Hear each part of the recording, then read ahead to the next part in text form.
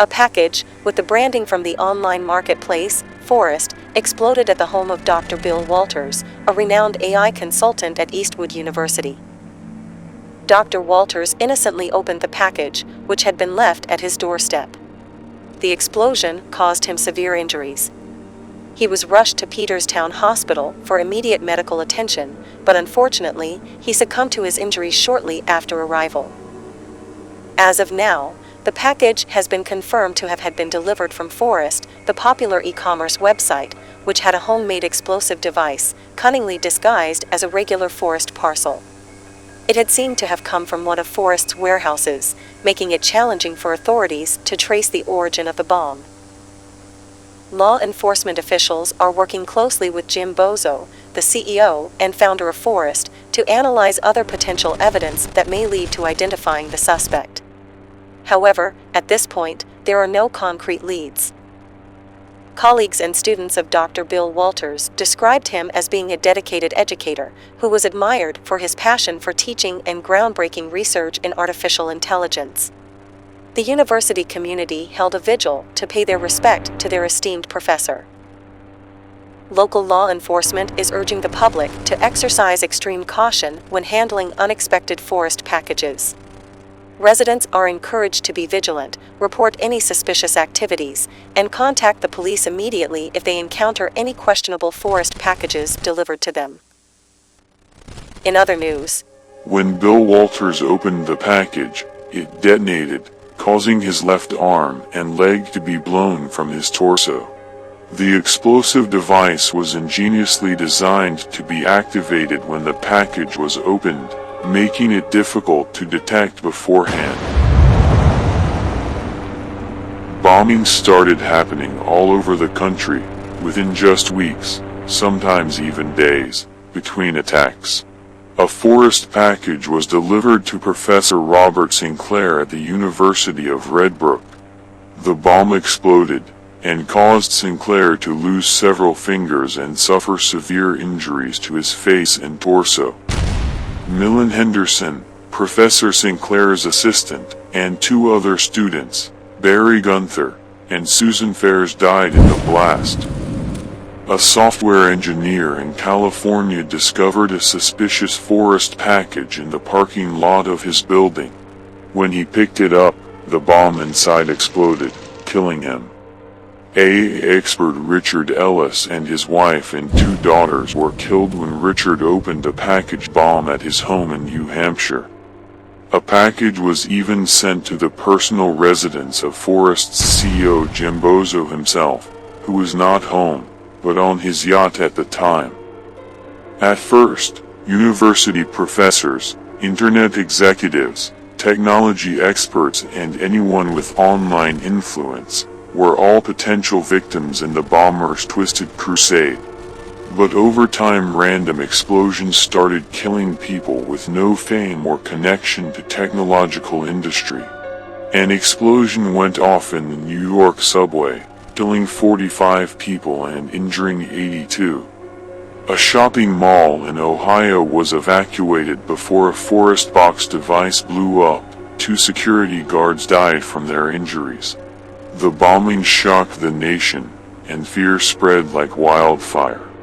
People became wary of ordering products from Forrest's website, unsure if it held a deadly surprise. Forrest's stock plummeted in reaction. The company lost major profits in a matter of weeks. The bomber took meticulous care to disguise his bombs to avoid detection. He often used several different styles of packaging with the Forrest brand as the containers and employed sophisticated triggering mechanisms. He would even go to the extent of including misleading clues in the packages to confuse investigators. As authorities scrambled to find the perpetrator, the bomber eluded capture, leaving few traces behind.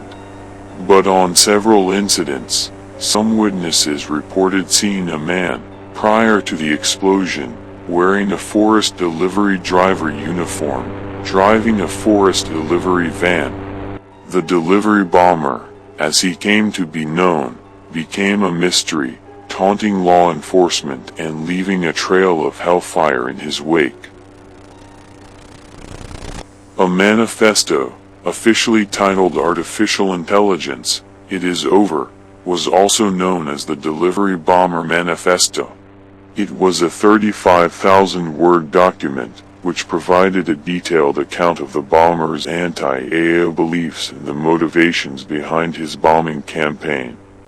The manifesto opened with a scathing critique of society, which he described as a system that prioritizes technological progress and economic growth over human well-being and individual freedom.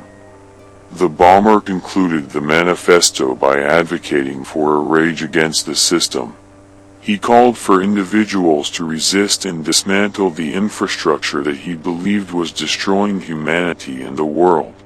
He contended that this revolution must be carried out through acts of violence to achieve meaningful change.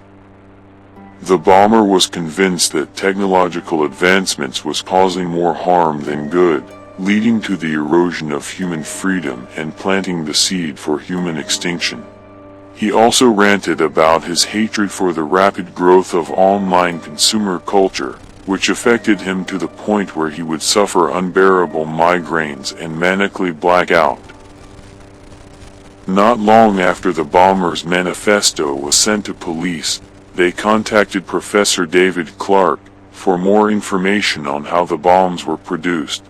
When they showed him the manifesto, Professor Clark instantly recognized the writing style and ideas, and his heart sank as he realized the unsettling truth. The delivery bomber was his old friend and student, Frederick Brody. The FBI launched an investigation, comparing Frederick Brody's writing to the manifesto and analyzing other potential evidence.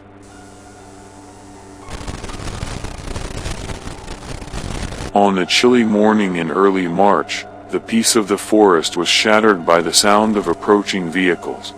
A convoy of FBI agents and law enforcement officers, faces grim with determination, made their way through the rugged terrain towards a cabin.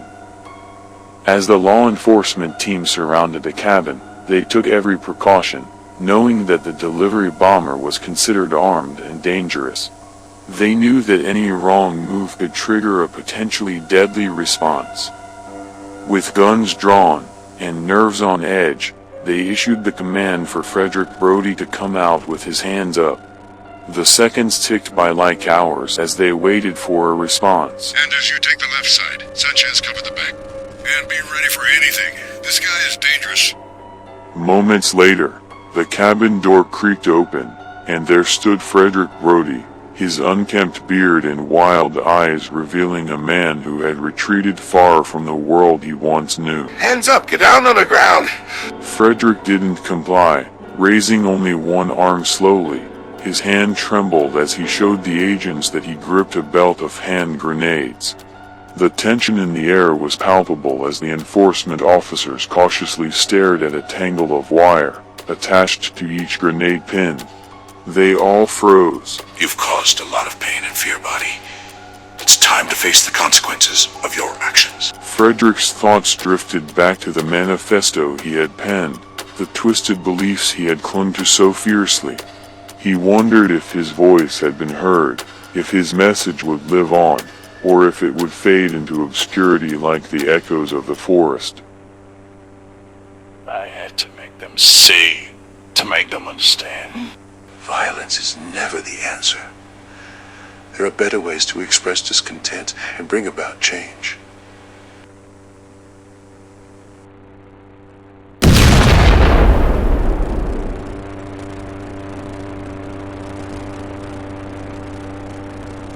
While his methods were unequivocally condemned, the Delivery Manifesto sparked debates about the ethics of technological advancement and the importance of considering its consequences on society and the environment. Perhaps, the delivery bomber, Frederick Brody, did make an impression, as some did admire his campaign of chaos. These outsiders were also disenchanted with how the world was shaping. They made Frederick Brody into an online cult martyr. Laughingly, as they shared memes of Frederick's terrible atrocities amongst their community, they idolized his unhinged courage to fight against a system in which they saw no positive future. Frederick's manifesto was eventually made public online,